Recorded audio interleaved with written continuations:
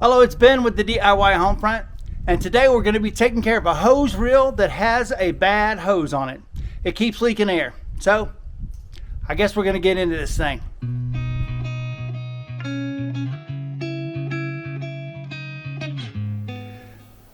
Well, there it is, and the leak is right where this comes in.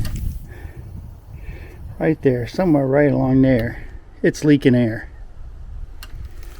You can see how sun faded it is and how cracked. Well, there you go. We're going to put a new hose on this. Well, here's our replacement hose. I ordered it off of Amazon.com, and I'll leave a link in the video description below. Well, it's made by Goodyear. It's 50 feet long. It's 3/8 inch in diameter, and it's rated for 250 psi. And I paid roughly $37 for it. Hopefully you can hear the air coming out of this thing as I wiggle it around. Well, I'll start by removing the quick disconnect off of the end of the hose. My regular wrench was too wide to fit around the nut on the end of the hose, so I've got some bicycling wrenches that are really thin, and I found a 15 millimeter one that would fit on there. So I used a 15 millimeter thin wrench and a 9/16 open end wrench. We'll take all these fittings and transfer it to the new hose once it's on the reel.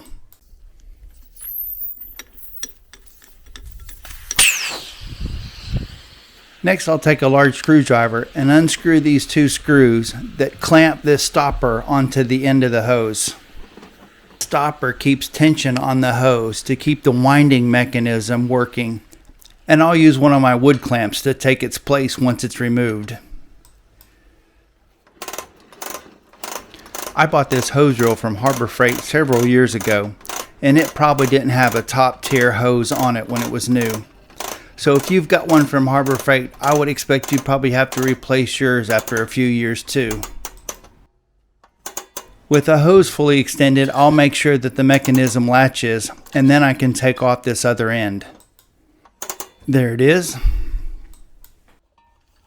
There are two metal straps that hold the hose in place where it goes through this opening, along with like a slinky kind of spring that keeps this opening from cutting into the hose. And I had to get a special screwdriver to help me get these two screws out, one that's sort of offset with a 90-degree bend. With the two straps removed, I used an open-end wrench to start unscrewing the hose from the reel.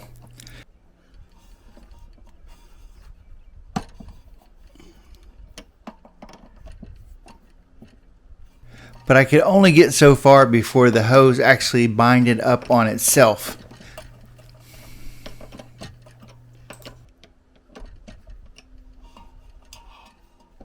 So I grabbed a pair of tin snips and just cut the hose. It's trash anyway.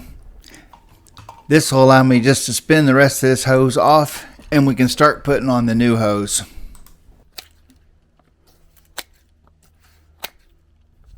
You'll want to use something called Teflon tape and wrap up all the threads on all the fittings. That'll keep the air from being able to leak out. So I will wrap this around the thread several times. And I go in the same direction as the threads, so when I screw it on, it's not bunching it up. You also want to make sure that there's none over the opening, because you don't want this Teflon tape to go down the hose and clog up anything that you might be using the air hose for. I'll screw the hose back on the best I can by hand before I get my wrench out and tighten it the rest of the way up. Because the Teflon tape is used to make this an airtight fitting, you don't have to over tighten these.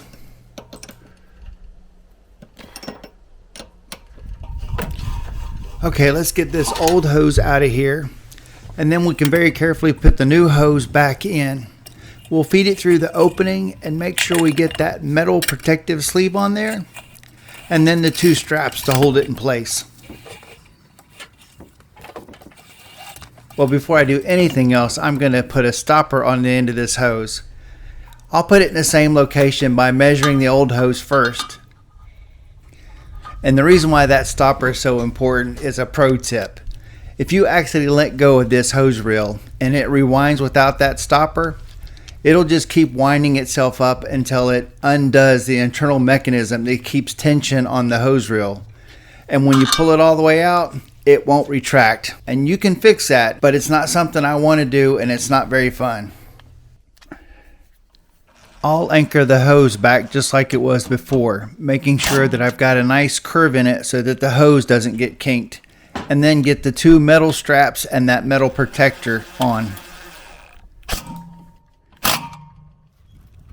Well, we are just about done with this task.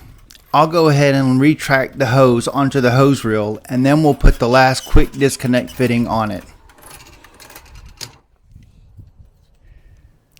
We'll wrap around the threads with a little bit of Teflon tape. If you just pull the tape apart when you're done, that's when you need to make sure you're careful about all the little frayed pieces. Make sure none of them are going to be in the line. And then we'll put the quick disconnect on the end. Well, once we get this tightened up with some opened end wrenches, we're pretty much done. The only thing else you could possibly do would be to check for some air leaks. And you could do that by spraying all these joints down with some soapy water, or do what I do. Just turn the air compressor on and leave it on. If after a couple hours it doesn't kick back in, you don't have any leaks. If it keeps cycling, well, then you might want to check your fittings. Well, like, subscribe, check out my playlist, and I'll see you in that next video.